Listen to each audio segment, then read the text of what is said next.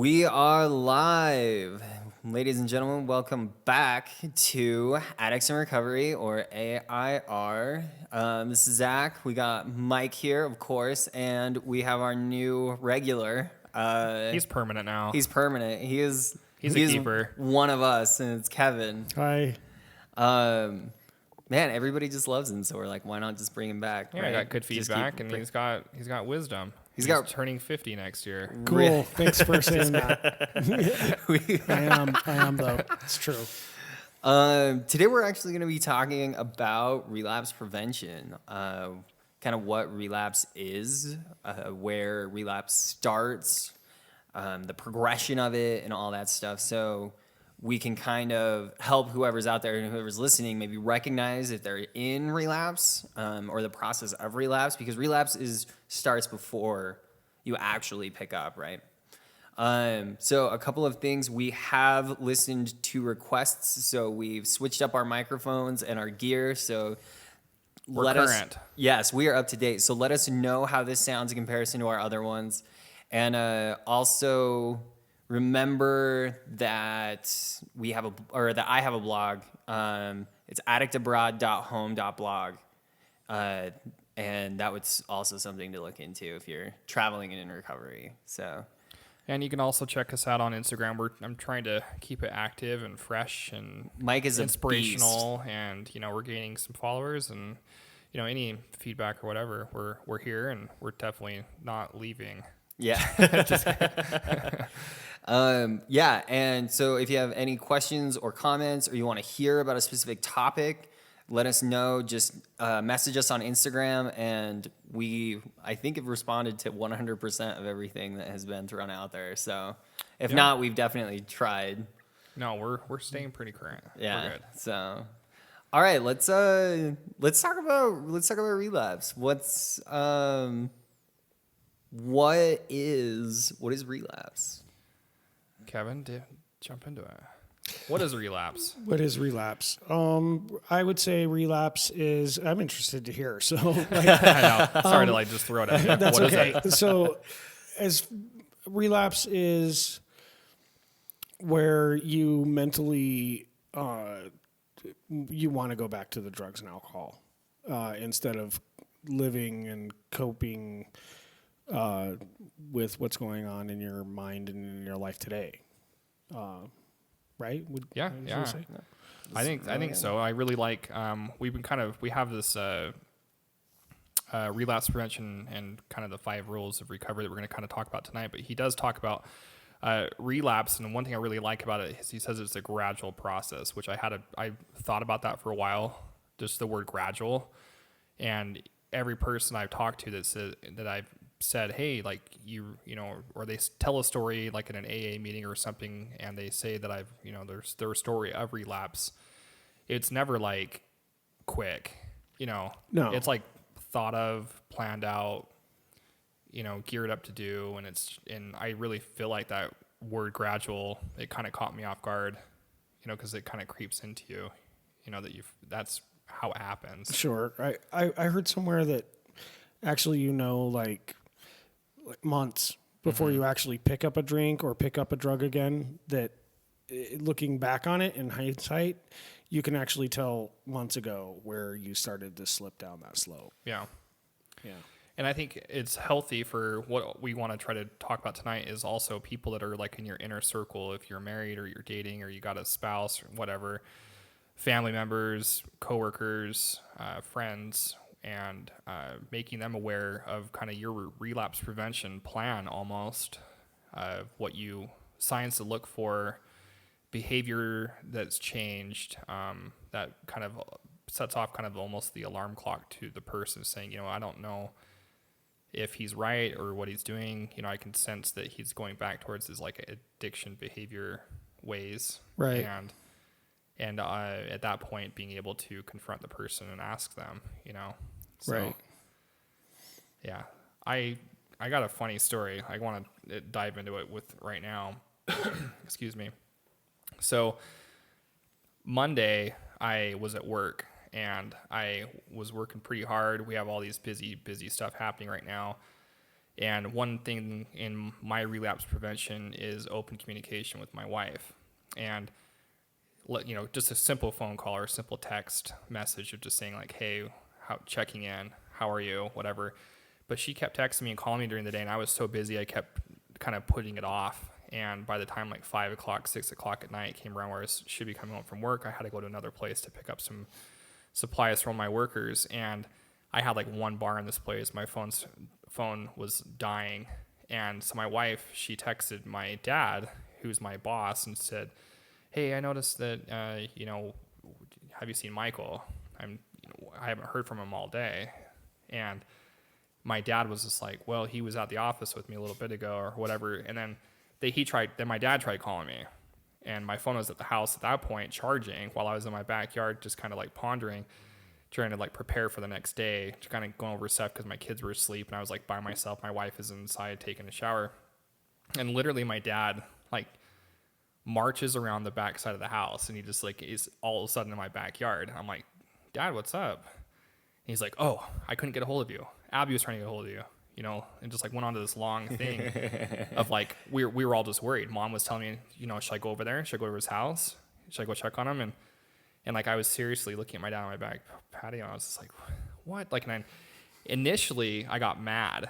In my head, I was just like, oh, great, here we go again. I'm getting checked on by everybody. How dare they? Yeah, like I just felt like just betrayed. Do they know who I am? Yeah.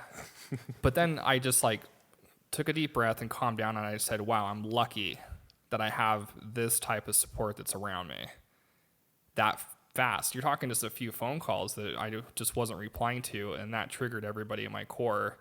Was like, okay, something's going on. And obviously, fortunately nothing was. It was just life, busy life, and it was my fault. And I told that to my wife, because I told her, I was like, yeah, I was kind of pissed about this, and she was like, well, are you mad at me? I was like, no, I'm not mad at you. I'm just like, it's my fault. I should have been the one who should have been communicating, and it was just kind of this big reminder. And then after, like, I brought my dad inside, and I just like thanked him, gave him a big hug, and I was like, hey, I really appreciate you spending the time to like your night, coming over here and talking to me, making sure I was okay. So I don't know. It just is a big reminder that, I only have 10 months clean. It's not. See, and what I get out of that is you're so fortunate. You're so fortunate to have not only family members, or some people may have friends that would be so bold as to come check on you, mm-hmm. or caring. But the other fortunate part is that you're at a point where you can recognize how valuable that is, because like you said, like maybe your first impulse would be like, how dare you, like, right. Or gosh, you don't trust me, or whatever. The recognition that you kind of earned that distrust, right, from them, mm-hmm. And owning it, and just them coming to check on you. That's where you're making progress, right. Is you're having different thoughts about using. Well, I also told my wife, I said, I'm happy that I have this, but I made a point and said, if I was to jump at you now, like in denial, like, what? I can't believe you think this, and da-da-da-da-da. That is addict behavior. It is. And absolutely. And it's a super guilty conscience. Exactly. You'd be when guilty. People do that. So I just told her, I was like, if anybody has any questions, if they don't believe me, if they want to, like, whatever. Smell your breath. Yeah, exactly. Yeah, I have people that still do that. Yeah. To me. So, or like they come in for the side hug, and they're like, and you can hear them go as they go in for the hug to see if they smell your breath. Right.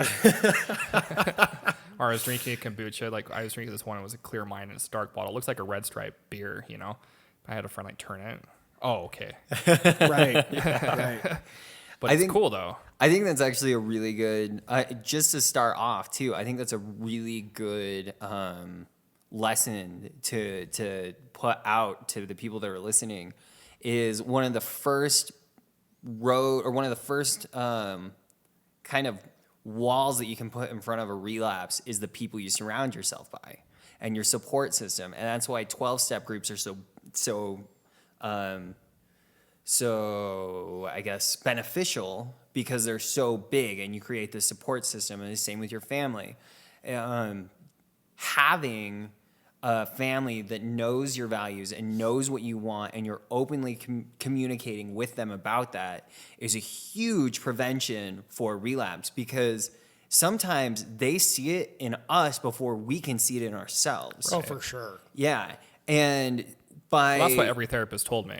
They're Yeah. going to see it before you. Yeah, absolutely. And so having them like on that front line, I've had several moments of that exact same thing where somebody will like look at me, kind of that Look. yeah, that one eyebrow raised, just like I'm on to you kind of thing, and I get so pissed. Do you have any idea like how much work I've been putting into this? And I personalize it, but in reality, I set myself up so that I can't fail, at least not as easily. And those people are a huge barrier preventing me from relapsing, because all those people will know. I mean, especially if I start using again, the signs are obvious. Right. I mean, Yeah. I'm not hiding anything from anybody. And so having those people, that's a huge tool to have. Yeah. That a lot of people will actually not utilize. They'll And it's avoid hard, their family. though. I think it takes a lot of humility. For me, when I left rehab, my wife and I, with my therapist, wrote down boundaries of things that she wanted, things that I wanted that was doable in a home that was conducive, simple things and we both agreed on it, of different things. Of number one was, if I drank again, what do I do at that point? What can she do at that point? And my attitude towards it. And my therapist said, well, if he has the attitude of, hey, don't worry about it, it was only like a couple of beers, I'll be fine, versus I drank and I'm going, what do I need to do? Where am I going at that point? It's two huge different avenues. One of denial, like I'm going to be okay, versus I did this and I need some help. And that was number one. And it sounds really simple. It's like, okay, either you're going to be cool about it or you're going to be like lying about, Yep. Right. Easier It was said just a than simple done. boundary, but Easier said than done, Right. though. Like way easier said than done. well, we're pretty good at that. I think we're pretty good at being in denial of it. And it's like, I'm fine. Leave me. I got this. I'm good. So I wanted to jump into this. So let's kind of parallel a little bit of this with this doctor that talks about this practice of relapse prevention. One thing that I really like about here, he says that each stage of recovery has its own risk of relapse, and he gives 5 main points. He says what we need to do it's 5 rules of recovery, excuse me. And he talks about number 1, he says changing your life. And recovery involves creating a new life where it is easier not to use. 2, be completely honest. 3, ask for help. 4, practice self-care. And 5, don't bend the rules. So Don't bend the rules. Don't bend the rules. My mind used to go to immediately as, these rules can be bent a little bit. yeah. And they can't. Yeah, mended, Rules are meant to be broken, right? I really so I actually didn't know that there were stages of relapse for a really long time. Well into like my recovery periods. And I like how it is, and there's a guy, his name is Terry Gorski, and he's actually written a relapse prevention book. But he goes into, and everybody kind of goes into like the stages of relapse, and he goes into three specific stages of relapse, which is emotional relapse, mental relapse, and physical relapse. And looking back on my last relapse, I can see exactly how that all kind of fell into play. So my last relapse, I was full of anxiety. I was living kind of very secluded. I was just barely starting to reach out. It was just right after I started hanging out with Kevin, actually, and we started hiking. biking, and I started getting the kind of this, I don't know, this weight off my chest or whatever. But I didn't do what they kind of told me to do, which was go to meetings, actually do something with your recovery, la da da da. And that emotional relapse was there. And what I mean is that anxiety and the fear of relapsing. I almost relapsed because I was so afraid of it that I just basically like gave it. I was like, fuck it. Like, why not? You know? That makes perfect sense, actually. And It really does. It's true. Only That's an addict would exactly what understand that. happened. Yeah, exactly.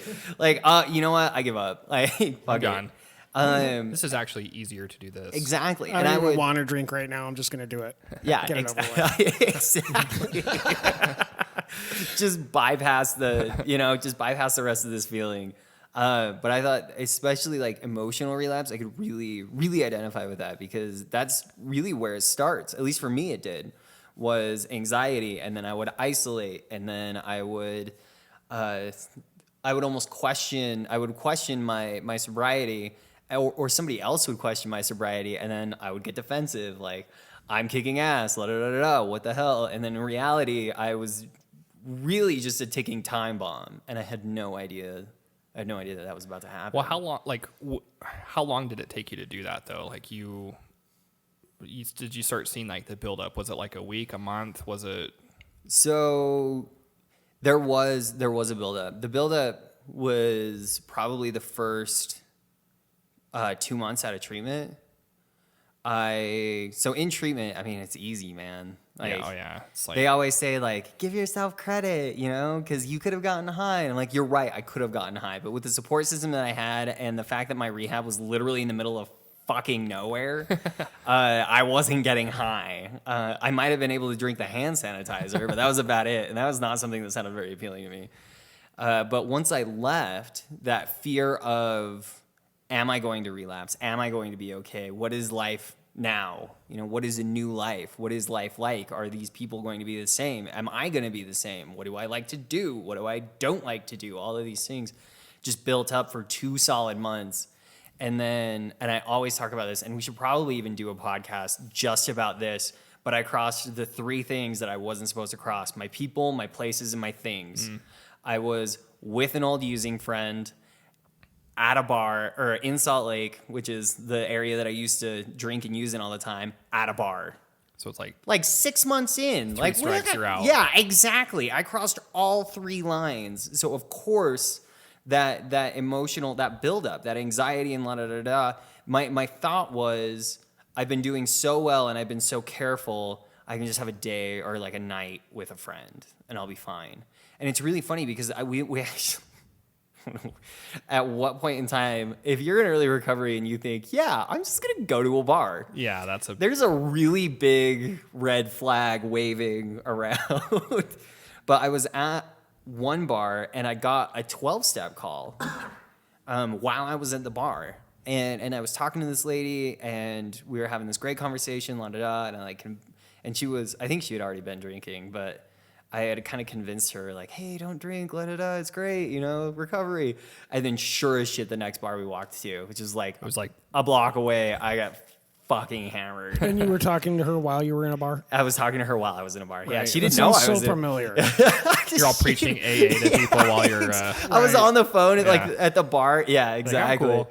Exactly. But yeah, it did build up. It built up, and when I looked back on it, I could see that emotional buildup. Which, in hindsight, if I hadn't had that relapse, I probably wouldn't have adjusted my sales to where I now know what to look for. But a lot of people don't know what to look for. They don't see that underlying anxiety or that underlying depression or whatever it may be in the back of their mind because it's so small right now. But it builds and it almost snowballs sometimes.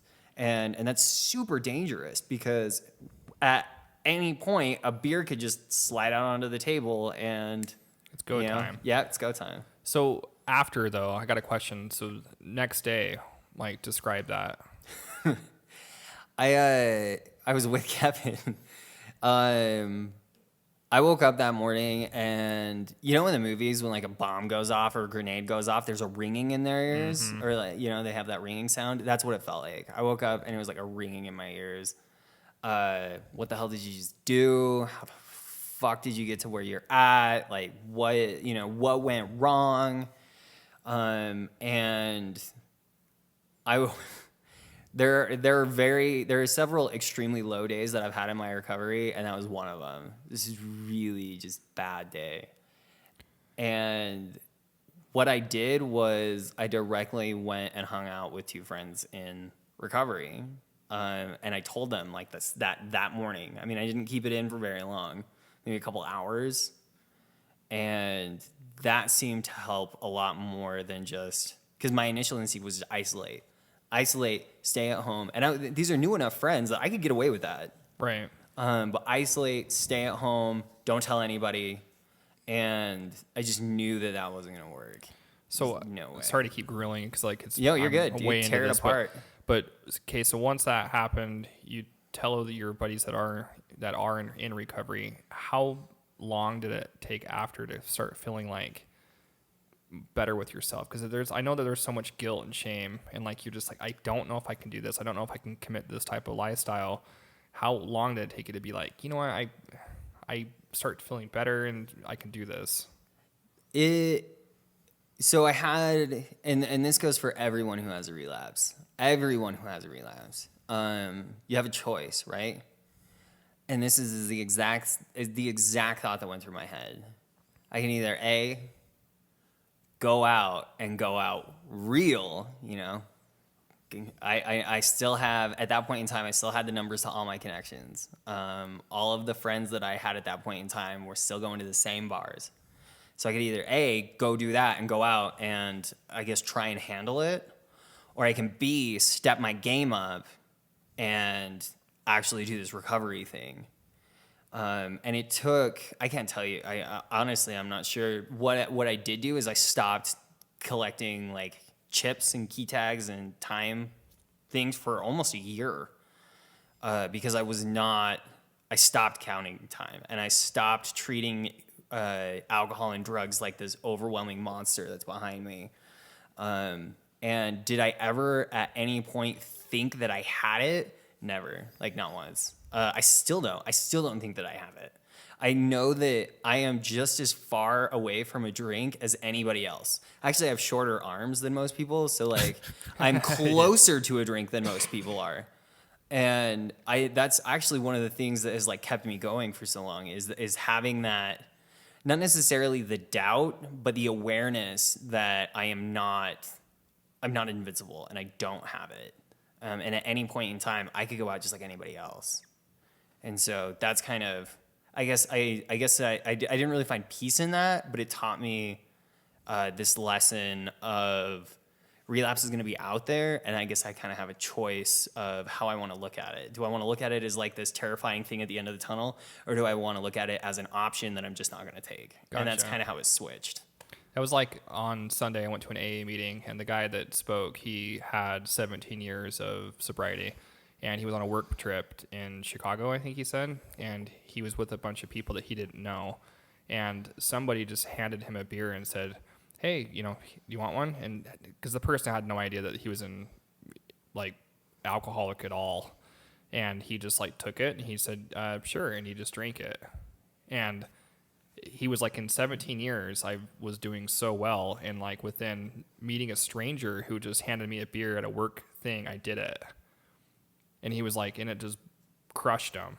Yeah. You know?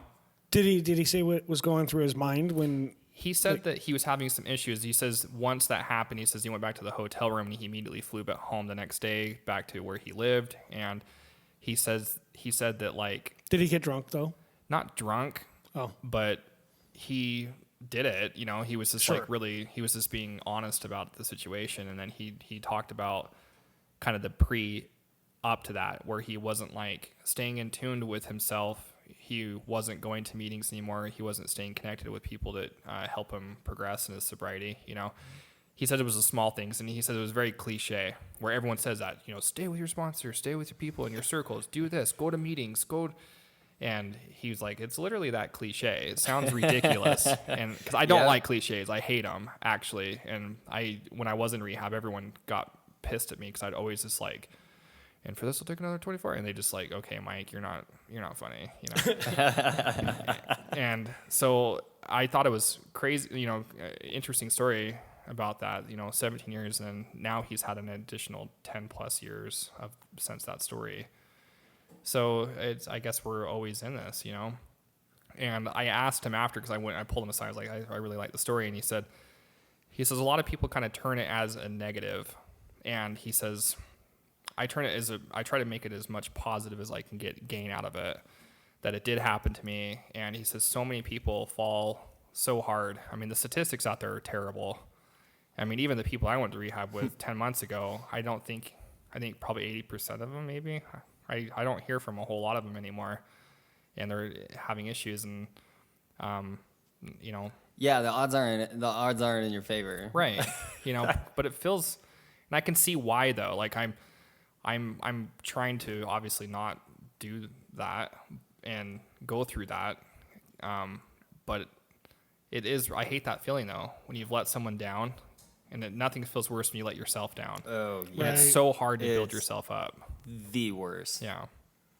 What about you, Kevin? Zach and I are just roping along. I was serious. Like, so I didn't, I believe I've said this like a few times on here, but, I didn't really have any education about alcoholism when I, decided to give it a shot to get clean. And I didn't know anything about relapse. I did go through relapse, more than once. But I remember the first time that I did it, and I think I want to say I had 10 and a half months clean. And I remember going to an AA meeting after, I remember going the next day.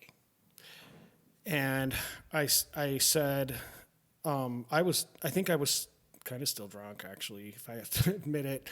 But I remember saying in the meeting, I drank last night, and someone said, "Oh, you relapsed." And I remember getting really offended by that word, because to me, relapse was for people who went to rehabs.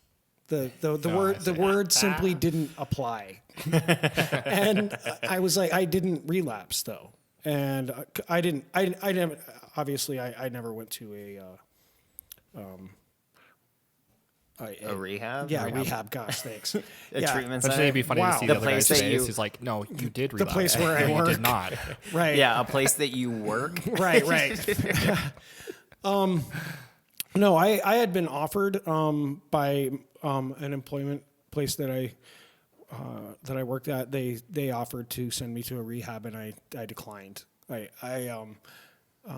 So it was kind of, and then my alternative to that was 90 and 90 in a atmosphere, going to AA meetings. So I opted for the 90 and 90. I didn't want people to find out that I was going to a rehab, which is, now that I look back on it, is insane. Yeah. Because we all have our own amounts of pride. right, You know? but it's funny how you look at going to a rehab or going into AA. You know, at the beginning, and many people share this, I think, there's a lot of shame involved. You know, I'm in AA. You know, you try to whisper it or that kind of thing, but you know, I could pee my pants and drink myself to death in front of my 6-year-old. And be great, you know. So at least I'm not in rehab. Yeah, I don't know. You know, now that I'm sober and I have a little bit of time, there is nothing wrong with improving yourself. Right. You know, self-improvement is admirable, no matter where you're at in life. Well, it's hard. I mean, I remember my first week in rehab, I was telling, I talked with my wife, and she's like, yeah, some of the neighbors are wondering like where you're at. And I'm just telling them like, you're like on some long work something trip, just like this yada, yada, yada, you know? And I remember at the very beginning, I was just like really kind of embarrassed about it. And about halfway through, I was just like, I don't care who knows. And then when I got out, part of my relapse prevention plan that I set up for myself was everybody that's in my circle needs to know exactly what I went through. So they're aware of it. Told my best friends, obviously my family clearly knew, but mostly my best friends and some of them are, they still are social drinkers to this day. And, I've been skiing with them and they've done it or whatever and trying to like hide it from me and stuff, thinking that whatever, but it's fine. Everyone kind of each their own, but for me, they respect it.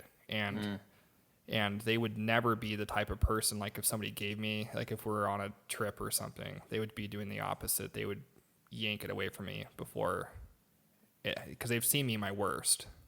Oh, absolutely. You don't know And the if kind they- of people that say, "Oh, here, have a drink of this." That's all in your mind. You can have just one. Right. Yeah.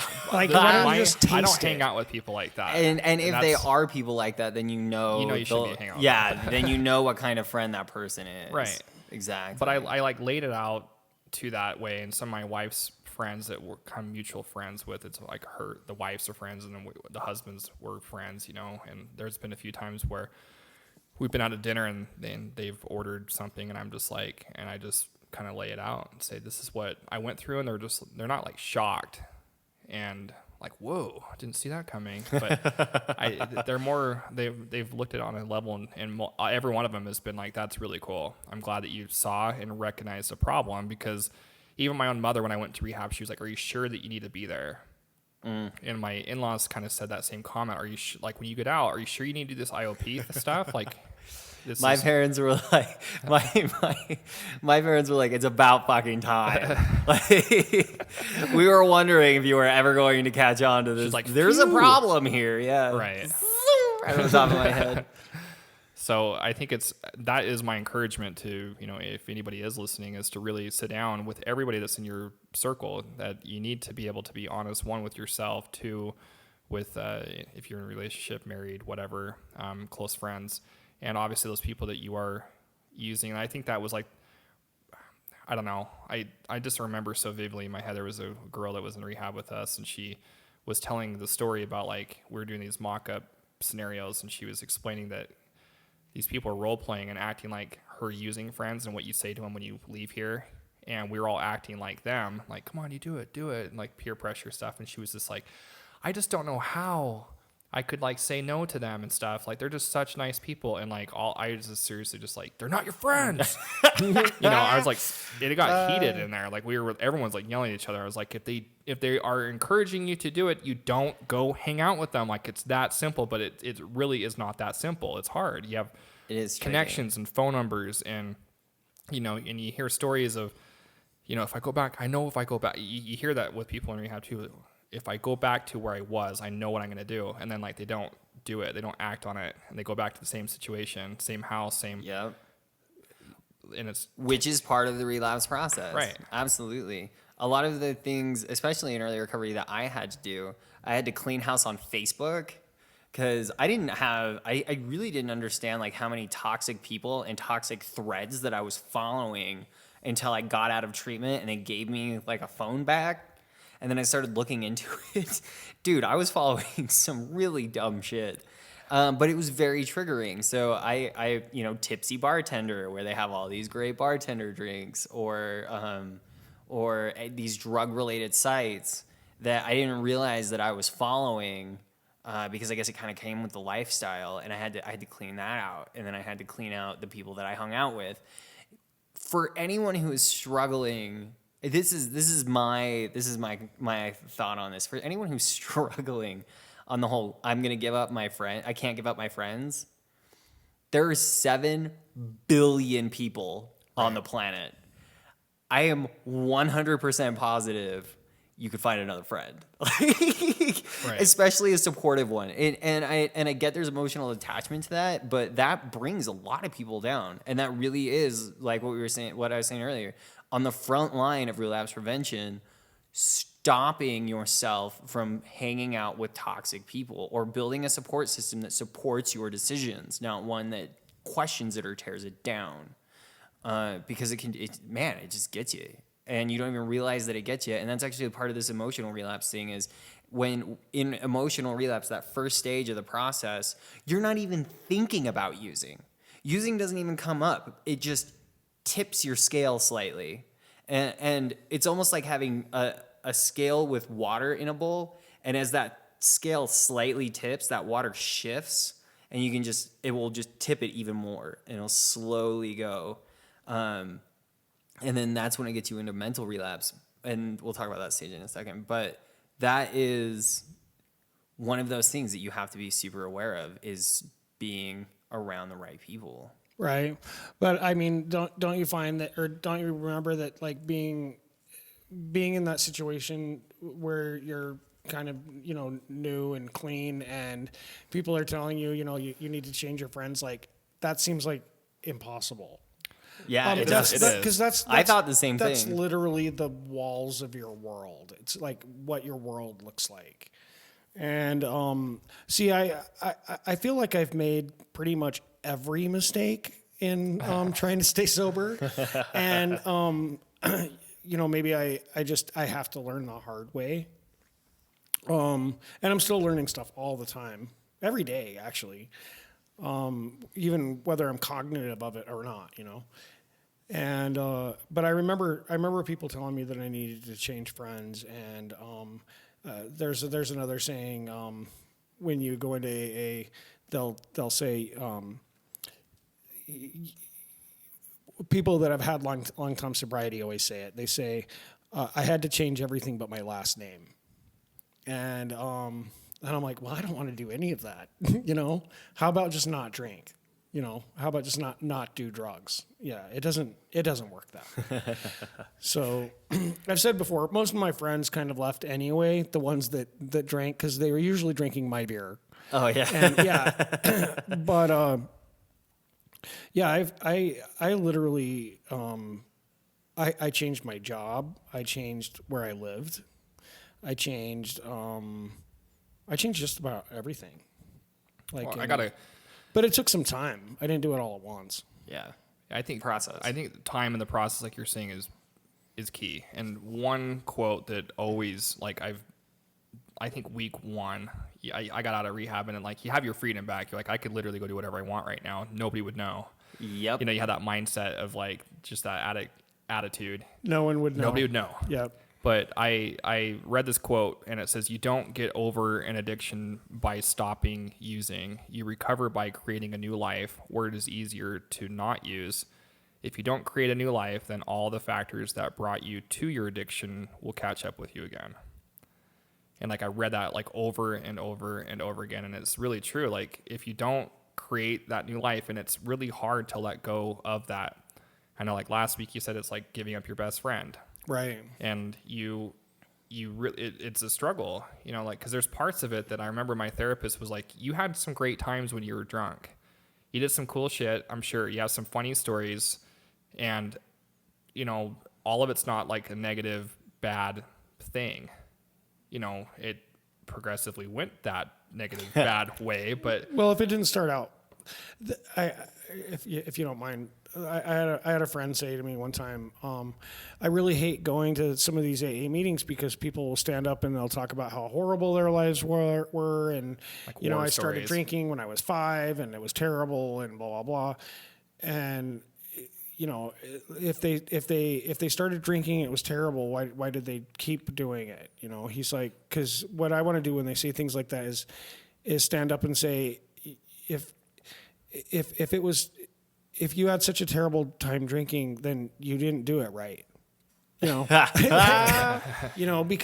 I had a blast for years and years and years and years, and it wasn't until, maybe the last quarter of it that it got intensely We're caught up to not good. Yeah. Right. Yeah, I same thing. It was like, I remember crushing beers after I kayaked a class 5 river. It's like something I've never done before, and I was like, we did it. No one died. And like, wow, cheersing beers in Jackson Hole with pals, like that was pretty rad. Right. Sitting around the campfire talking about it, like we didn't die. And like, just like, wow, oh my, we're over here doing it's, there's some, good stories about it, but then it's just like, I call it like my life sucker. That's what it did to me. It just sucked all of the fun of who I really am as a person, and it just yanked all that out away from me. And it took a while to kind of build that back, and I still am building it back. So One of the we talked about emotional relapse and how you're not actually thinking about using an emotional relapse. They're your emotions or behaviors that are setting you up, kind of slightly tipping that scale. The second part, or I guess the second phase in the relapse cycle, is mental relapse. And this is where, so for a really long time in my recovery, I wouldn't let myself get to the emotional relapse. I was hypersensitive on how much I worked, how much I put into school, especially after I relapsed. I was hyper aware of it. Anything that would mentally throw me off or could potentially throw me off, I was highly aware of how it could happen, what if it does, what am I going to do about it? But then what happens now is I'll push myself to limits. I get more comfortable in my recovery so I can pick up more things. And then it leads into this mental relapse. And this is where there's a war going on in my mind. Do I want to use? Do I not want to use? And it's super simple. And they're super quiet thoughts that are in the back of my head sometimes. But it's insane. Like, there was a time, and I don't recommend this to anybody, but I lived with my parents for a while, and my dad had a liquor cabinet and a beer fridge and everything that was out in their garage, so I never kind of went out there and crossed it, but it's always been there. But one day he took a Bud Light, which of all the beer that I would drink, it would not be a Bud Light, and he sets it in the kitchen fridge, okay, on top shelf, and I'm probably 2 or 3 years clean by this time. And I get home from work from a treatment center, and I look at that beer, and it fucking crossed my mind.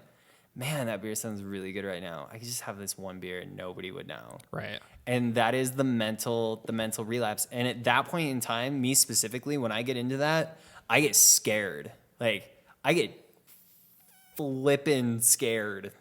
I don't know why I've said fuck like 1,000 times now. I don't know. I was like, what? I was Say it, like Zach. emphasizing flipping. I get scared because I don't want to go back to that. And there's so many signs of this. The thinking about the people, places, and things that used to be this great time, glamorizing this past using, or they call it euphoric recall. Deciding, I think I'm just going to go hang out with this old friend in this old using area at a bar. Right. Like, that's what he's saying in here too. He's saying you need to avoid the high risk situations, and he also talks about that in this mental capacity that we have we need to identify the high risk situations and believing that they are high risk. And sometimes we think that avoiding a high risk situation is a sign of weakness, and it's true. It's like I want to go. I can go hang out with that friend. I'm stronger, or the friend at the bar situation like you're talking about. I can go there without doing this. It's like you're playing these mental gymnastics in your head of thinking, I'm stronger than this, but you're not. exactly. It's Why like can this, they do it and I can't? right? It's an honesty issue. It's a self-honesty issue. It's kind of an acceptance thing. That's like one of the right. It's bargaining. That's one of the first things I have to look at with myself is, how you said I could do this and no one would know. I would know. Yeah. And The most important person in my life would know, and that's me. That's exactly right. It's true. To me it's a question of honesty. Even when I think, when I get myself into a state of mind where that's similar to relapse, I guess maybe like you said an emotional relapse. Because a relapse doesn't have to be just using. You can go, you can sort of relapse without actually picking up. Absolutely. They call it a dry drunk. Yeah. I did that for a bit. And but one of the alarms that goes off for me is honesty. When I notice the first thing that goes if I pick up and drink, my honesty just immediately just flies out the window. I'm not going to tell anybody. you immediately hide it, and your first response is to lie about it. Are you already planning on lying about it? If anybody asks me, no. If I, Why would I say yes? yeah, Right. the moment it passes my lips, I begin to lie. I begin to lie to myself. I begin to not only lie to other people. I get prepared. I'm like writing scripts out for the lies that I'm going to use, and I notice when there's kind of those things that come along. Before I pick up or anything, weeks before or months, now I head it off. But I notice myself maybe telling little white lies. I've come to value honesty in myself and other people above almost all else. Having somebody being honest with you is the bomb. And being able to be honest, because you can avoid future stress and things like that just by people telling you how it is. But even if you're wrong or if you made the mistake of being honest about it, it's like admitting it's part of it. It's like admitting I'm doing something wrong. Absolutely. Like correcting it, is that what you're Right. saying? Yeah. Sure. Yeah. So that's I would say if when I notice myself being a little bit dishonest, like I said, even little white lies, maybe a reason why I can't make an appointment or what I've spent my money on, or I even to my daughter who's younger, and sometimes I don't feel like I have to explain myself. You know what I mean? Yeah. Yeah, I noticed that I'm getting into trouble. One of there's several, because we're talking about relapse prevention, right? And so there are actually several things that I personally do that will, especially when I get to the mental part of it, when I'm actually really running through whether or not I want to drink that Bud Light. It's just absurd. I mean, I can't even, like, if I'm gonna go out, it's not gonna be from one Bud Light in the fridge. So dumb. But there are a lot of things that I do. I mean, and these are so, once again, cliches. Play the tape through. Like, what's going to happen when I drink this beer? Is it actually going to be okay? Or, because I'll say it, and I've said it from the get-go. I've been an addict since I was, like, born. I mean, as long as I can remember. So what's different, to play the tape through? What's going to happen? Or, lately, I've also been telling people, like, I'll call my sponsor, or I called Kevin the other day, or I guess I texted him the other day and told him that I wanted a beer. There's a lot of times that I'll do that, or there's sometimes that I'll distract myself. And early in recovery, it's so hard because it's almost like this like overwhelming thought in the back of your mind, like, you want to drink. I don't want to drink. Look, there's a squirrel. You want to drink. I don't want to drink. Look, there's a tree. I don't want to drink. It's Look, like- there's It's so consuming. it is. And I one thing that I really have struggled with is like that self-consumption of and dropping it and like learning how to like kind of play the tape out, but just like mentally stopping and pausing, Exactly. and just thinking about it and just kind of taking a deep breath or slowing down and being like, okay, what is going to happen if I do this? Or I can see, it all falling in front of me again.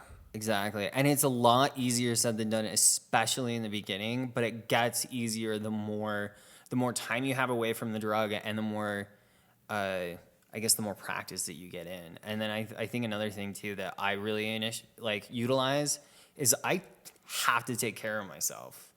I have to take time off. I'm not one of those people that can sit and work 9 days a week. Like, it just doesn't, I can't do that. And at first it's that same thing, that sign of weakness. Like I thought, because I am physically capable and mentally capable of working a 90-hour work week. The problem is I can't keep up with the repercussions from that.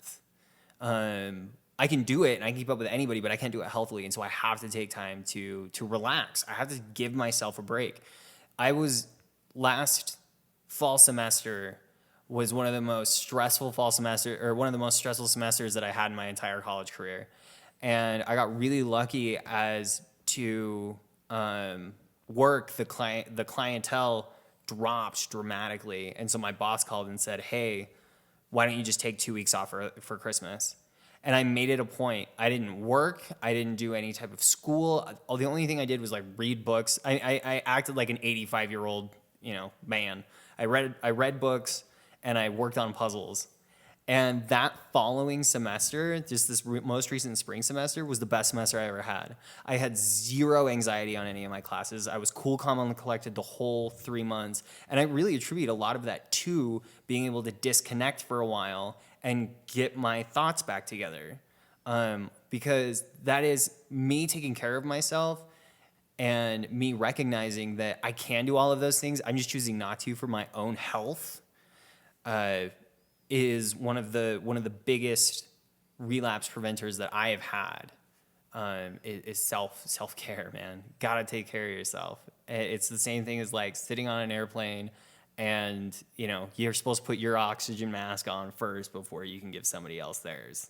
Which seems very backwards, but it's... Yes, but it's true. You are technically, especially in addiction, you have to be selfish and you have to take care of yourself first. There is no one else, because the first thing that you put in front of your recovery is the second thing you're going to lose. It's just the way that it is. And it was kind of like what you were saying. That line is almost exactly what you were saying earlier, just in a simpler sentence. First thing you put in front of your recovery is the second thing you're going to lose. Yeah. And it is really hard. I know that like I felt extremely selfish for myself of saying I need to go do this. And my first initial thought was I think I got impatient and I was like, I want to. I told my therapist, I said, I'm so excited to have a year sober. I'm going to come back and prove it to you. And he was like, that's very unhealthy. He's like, you need to go one day at a time. Like you're just jumping through this really quick. And I didn't really get that part of it. I just wanted out. I want to be done with this. I want to be like my life back in order. I want to be healed. I want to be fixed. And like us as humans, I mean, we're all human and we all want that. We all want that road or that path. And yeah, we just want to bypass the work it takes to get there. Yeah, I think everyone can kind of relate to that in more angles than just even addiction as well. And I remember him consistently telling me, Mike, how in the world can you take care of other people, your family, if you can't take care of yourself? And if you can't do that, it's not going to happen. And he was very cautious with that. He was like, you should be really slow when you go back to work. My dad's my boss, and he was even saying to me, you should probably tell your dad you need to take it easy. And when you go back, and my dad's very much of a workhorse, and I was very intimidated by that and saying, I don't think I can do that. He's like, well, I can. I'm your therapist. I can call your dad. I'm like, no, I don't want to do that. I don't want to go that route. And he was like dead serious. Like, no, seriously, if you want me to call him, I'll call him. I was like, no, and I had my own pride. And I was like, no, I'll do it. So I would remember having that conversation with my dad and just be like, when coming back into work, I just kind of want to be real with you, and if you see things with me or whatever. And I remember I got to my office and I literally cleaned my whole office and just I got to start fresh and just slowly get back into the system of my life. And he also gave me a paper for me to be able to look for the warning signs of my self-care. I think it's like the crazy test, the emotional, I don't know if you've ever done it before. It's like the emotional crazy test. I've heard of it. Yeah. So I went through it, and it's like the things that you normally do, but if those things are out of sync in your life, then those are things that are creeping up in you, and it's kind of a red flag to knowing that something's wrong. Like, for example, if you have a clean car, you always have a clean car, and all of a sudden your car is dirty, then it's like, okay, Mike has an issue. Usually his car is really clean. What's going on in his life? Or Mike likes to go on a bike ride 3 times a week. So I wrote down all of these things of what keeps me on that path. What are my warning signs, so I can be aware of them. And I've definitely, still to this day, I'm still finding those and I'm explaining those to my wife. I'm like, I need to lead a little more self-care. I need to go do this today, or I need to go do this, and plan accordingly. So I'm not just being overly selfish, and giving her time too, and being able to be with my children and stuff like that. So it's definitely been a huge eye opener, but it's been healthier than it has. So right on. Well, we are just running out of time. What are some final suggestions? Relapse prevention. What do you got, Kevin? What do you think? Well, I would definitely, if I was in the AA program, which I am, but if someone that's listening that decided to go that route, I would find a sponsor that's done the steps. At first any sponsor will do. But as you know, you keep going to meetings and your recovery gets a little bit stronger. I would not fear finding a different sponsor. It's not a sponsor. I think some people are afraid to be like, oh, my sponsor's not working out for me. Like there's something wrong with me. It's not, it doesn't work that way. A sponsor is a person who has done the steps, and as a result has gained sobriety time. So they can literally, because they understand the steps, and so they can literally walk you through them. I would suggest doing that. That has given me the longest amount of time, is actually doing the steps to see what the result of them would be if I actually did the steps. If I can quickly point it out or say a little thing, I kind of compare it to my life is like a roller coaster, like one of those white rickety roller coasters. And if I'm going up this roller coaster and things are getting good, or even if I start going down and things are bad, if I've done my day or my days the way I'm supposed to, the way I see them from doing step work, I don't have to constantly worry about all those little pins that are holding those rafters all together. So even if I'm going down and it's really scary, it can still be, enjoyable and at least, doable. And I don't have to worry about one of those little pins like coming out and the whole roller coaster going crashing to the ground. And because by taking my inventory every day, by taking care of things that I need to take care of, I know that each one of those pins are in place because I checked every single one of them. I like that. Yeah. So I would go the route of doing the 12 steps, or at least going to meetings and spreading my base out wide. One of the mistakes that I made in the beginning that sent me through, I sent myself through a very hard relapse. I almost didn't come back, actually. Was I didn't meet a lot of people. I was very shy.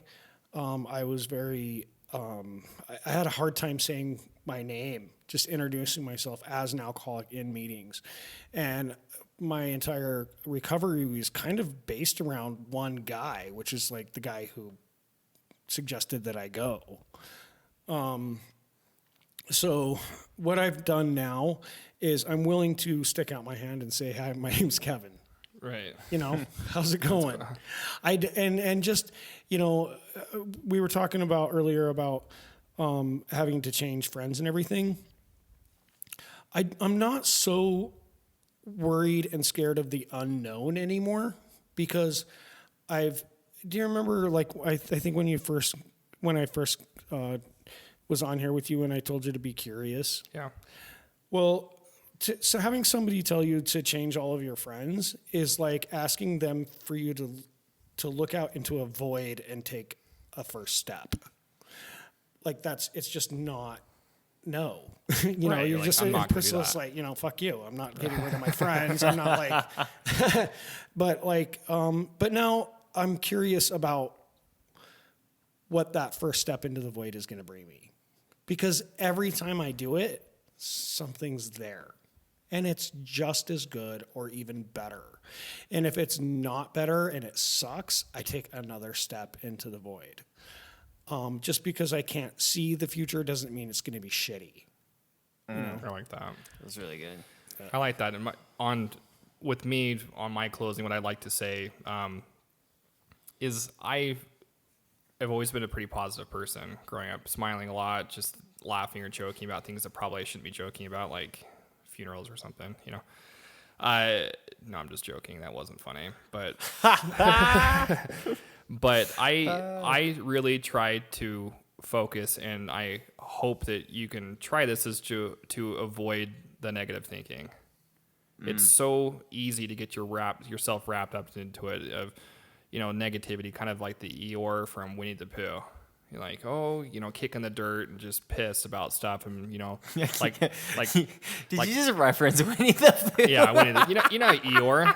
Yeah. Like my brother and I were laughing about him today at the office, and Not expecting that reference. We were teasing about it, just like, oh, my life sucks. I can't do it. This and so avoiding the negative thinking, like my problem is because of other people. I don't think I can handle life without using. Maybe I can just use occasionally. Life won't be fun. I won't be fun without using. I'm worried I will run into someone I don't like, and just like this constant negativity, and it's really a hard thing that I've learned of recognizing it and saying, okay, this is negative, and how can I turn it into a positive? And that's been kind of the key. It's been really hard to kind of flip that around. And I've been trying smaller things of just realizing of thinking something positive, or just like if I'm driving in the car and I'm just like clenched, stomach's like held flexed, just anxiety, stressful. I just like look out and like, you know what? Just roll the window down for a second and just feel the air. Right. And just like that felt good. And just something so simple. And like if you can start to kind of tap into your brain, into those small little cognitive thinkings, it really does make it into a positive. And the more that you do it, it's kind of like going to the gym and working out. You become stronger and you become stronger. So when those things do fly at you, you can become stronger. And especially in your relapse prevention, I think the negativity, when it's kind of crushed or stomped on, it really does better. So you aren't the Eeyore. I think the last thing that I would throw on there is I no matter how much time I have, whether it's a week, whether it's a year, whether it's 10 years, the thing that consistently goes through my head is I don't got this. There are a lot of things that I'll look at in life and I'll be like, I got this. I'm gonna do this. And there are a lot of other things that I have the humility of saying that I don't have this, and being humble enough to know that I am not invincible to this stuff, and being humble enough to know that I am just as vulnerable as anybody else to get drunk or to get high or whatever it may be, is probably the biggest preventative measure that I've taken in my recovery. To know, because I know so many people, especially in early recovery, somebody will come into a treatment center and they've been drinking for 20 years, and 2 weeks in they'll go, I got this. Right. I'm like, okay, let's, and I'm not. It's like comical. It is, because it's not rational. To think that I've had this behavior for 20 years and I'm 2 weeks in and I'm like, oh yeah, I got this. I'm going to be fine. 9 out of 10 times, those people that come up to me and say, oh yeah, I've got this, come back 6 months later.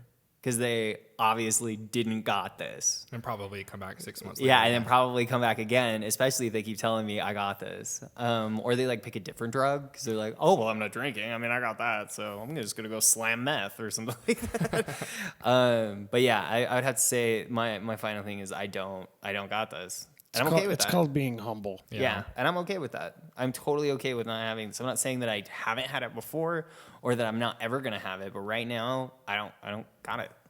And I'm okay with that. So yeah, so I think, thank you. That's good. No, go ahead. I think just the last encouragement, really write it down. Be honest with yourself and write up a little prevention protocol. What is it that does, and nobody knows you more than you know you. You know what I'm saying? Like, yourself, you've got to be that 100% willing, honest person and dig deep. Say, I know that triggers me. This does this to me, and be able to have those things set in place. So be honest with yourself, write it down. And yeah, that's all I got. Hell yeah. All right, guys. Well, we're going to wrap it up until next week. We are out of here. So thanks for listening, guys. Bye. See ya.